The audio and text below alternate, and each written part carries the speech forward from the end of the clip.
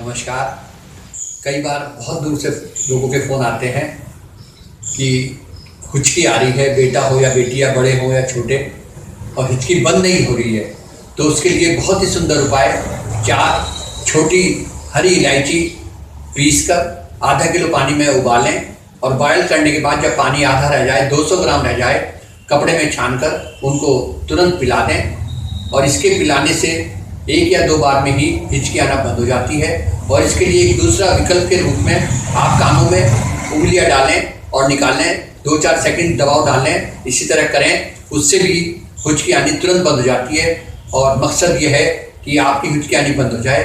तो यही हमारा बताने का उद्देश्य है। धन्यवाद। और ठीक होकर आप हमारे चैनल को सब्सक्राइब करें, कमेंट करें, शेयर करें, लाइक करें और व्हाट्सएप के द्वारा औरों को भी सब्सक्राइब करके जोड़ें। धन्यवाद।